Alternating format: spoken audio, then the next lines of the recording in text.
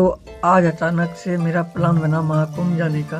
फिर क्या था, हमने सामान पैक किया और पटना जंक्शन के लिए निकल गए। पटना से प्रयागराज के लिए हमारी ट्रेन 10 PM में थी। पटना जंक्शन पहुंचने पे हमें एक ट्विस्ट पता चलता है कि हम जिस ट्रेन से जाने वाले थे वो ट्रेन ही कैंसिल हो गई। प्रयागराज जाने के लिए नेक्स्ट ट्रेन 2 घंटे बाद है। अब हम उसका इंतजार करेंगे। नेक्स्ट ट्रेन 2 घंटे बाद थी, इसलिए हम लोग प्लेटफॉर्म के बाहर ही पन्नी बिछाकर वेट करने लगे। वेट करते करते हमारी ट्रेन और लेट होती गई। फाइनली 3 घंटे के इंतजार के बाद हमारी ट्रेन पटना जंक्शन पहुंच गई। ये हमारी आ चुकी है, अब शुरू है। ट्रेन में हम लोग किसी तरह घुस तो गए, लेकिन जनरल बोगी का हाल आप देख ही सकते हैं कैसा था।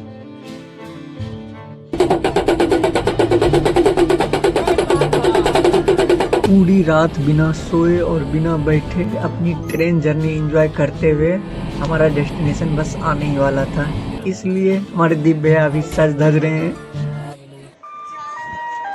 प्रयागराज पहुंचते पहुंचते हमारी एनर्जी हो चुकी थी डाउन। पटना से आते वक्त ट्रेन में ज़्यादा भीड़ नहीं थी, तो हमें लगा यहाँ भी भीड़ कम ही होगी, लेकिन यहाँ का नज़ारा तो कुछ और ही था। हालांकि ये मेन प्रयागराज जंक्शन नहीं था, बल्कि प्रयागराज चौकी स्टेशन था।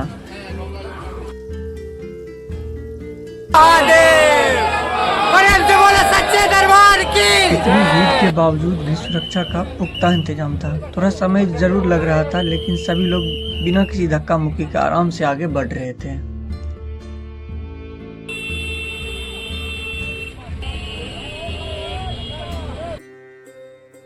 तो अभी हम लोग आ गए हैं यहाँ और जा रहे हैं, किधर जा रहे हैं? अभी मेन संगम हम लोग पहुँचने वाले हैं, जहाँ पे बाबा नागा बाबा सब रहते हैं। बहुत दूर दूर से बाबा आए हुए हैं, हम लोग वहाँ पे जा रहे हैं। अभी जानकारी का अभाव है, इसलिए अभी बहुत लोग भटक रहे हैं कि कैसे जाए, कहाँ से मिलेगी ना, कि भटकाव वाला जगह है। यदि आप लोग महाकुंभ 2025 में आ रहे हैं तो पूरी प्लानिंग और रोड मैप के साथ आए, नहीं तो आपको यहाँ भटकना पड़ सकता है।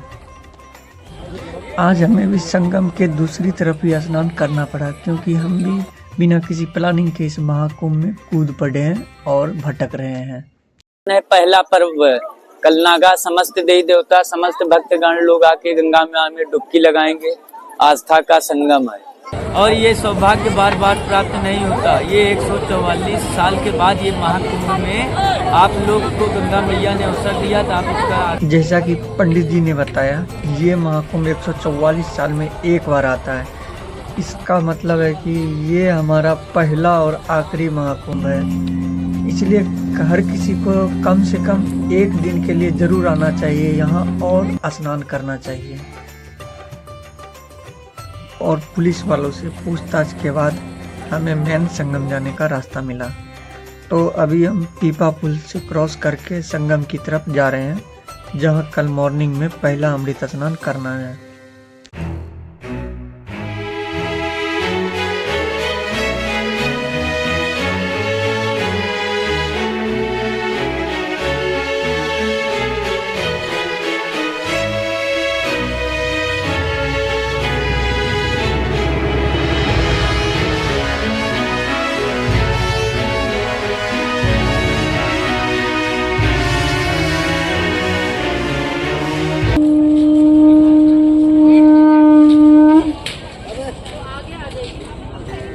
धीरे धीरे शाम हो रही थी और हमें अब रहने का आशियाना और खाने का भोजन का बंदोबस्त करना पड़ेगा। आज का हमारा दिन बहुत बेकार गया यहाँ प्रयागराज में। एक तो पहले हमें पता ही नहीं था कहाँ कहाँ घूमना है, उसके बाद ऊपर से हमारा ट्रेन का जुम्मा मिला। आज उतरे, उसके बाद से हम सोए ही नहीं थे। यहाँ घूमते घूमते हमें पता ही नहीं था कहाँ क्या है नहीं है।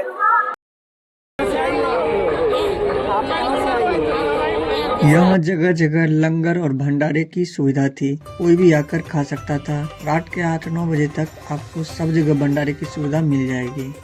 हमने भी आज यहीं पे खाना खाया।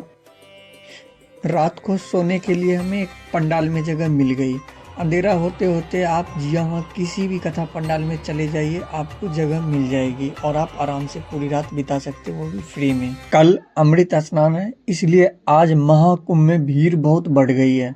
लोगों को पंडाल में भी जगह नहीं मिल पा रही है। बहुत सारी पब्लिक तो बाहर ही अपना बिस्तर लगाकर ठंड में रात काटने को विवश है। इसलिए आप जब भी महाकुंभ आए तो अपना ठंड का सामान और रहने का व्यवस्था करते हुए आए। महाकुंभ का अमृत स्नान शुरू हो चुका है दोस्तों, देख सकते हैं हमारे दीप भैया लाइव आ चुके हैं। उसके बाद भीड़ तो आप देख ही लीजिए कितनी, बहुत सारा भीड़ है पब्लिक। हम लोग दीवार के लगभग में है पब्लिक। हम लोग दीवार फान के घुसे हैं, नहीं तो हम लोग को आज एंट्री भी नहीं मिल पाता। हम लोग सुबह 6 बजे अमृत स्नान के लिए निकल गए, लेकिन भीड़ इतनी ज्यादा हो गई है कि पुलिस को कुछ समय के लिए संगम वाले रास्ते को बंद कर देना पड़ा है।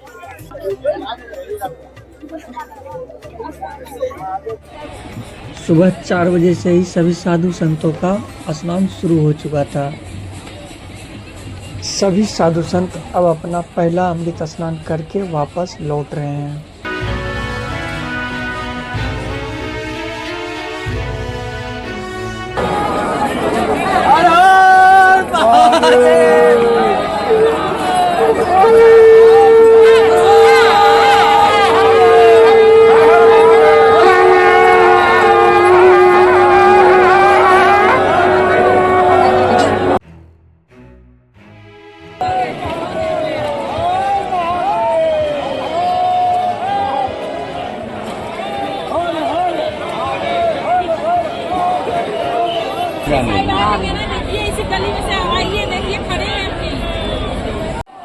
भीड़ इतनी ज़्यादा बढ़ गई है कि लोग एक पल में अपनों से बिछड़ जा रहे हैं और स्थिति ऐसी है कि फ़ोन कॉल तक नहीं लग पा रही है, जबकि यहाँ हर तरफ मोबाइल टावर लगाया गया है।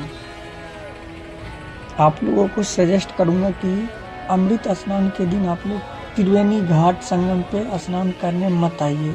उस दिन इतनी ज़्यादा भीड़ हो जाती है यहाँ कि आपको बहुत सारी समस्याओं का सामना करना पड़ सकता है। किया जाता है कि आज मकर संक्रांति के अवसर पर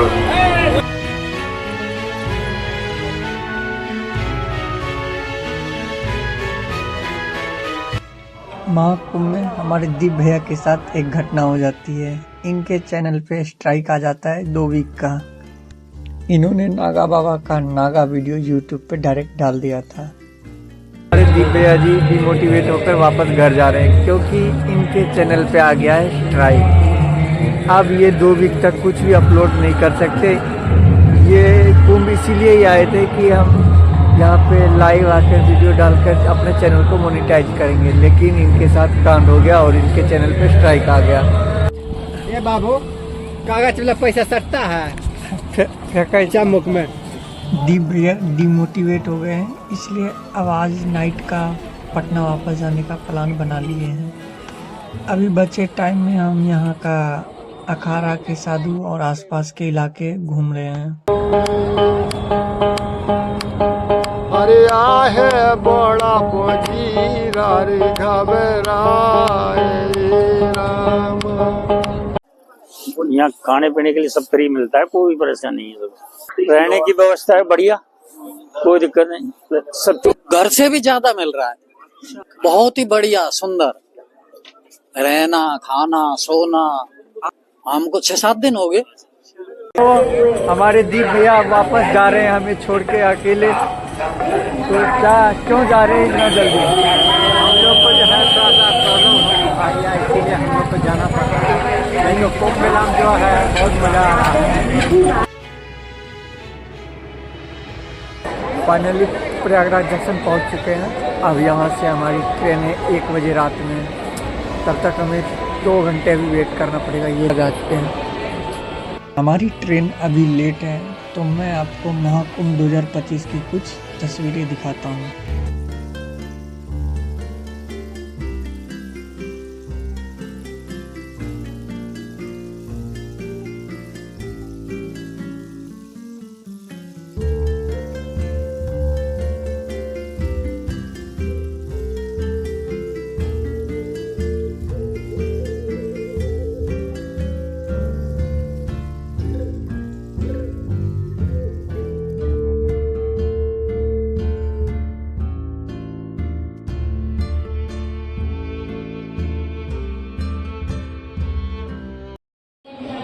तो फाइनली हमारी ट्रेन आ चुकी है।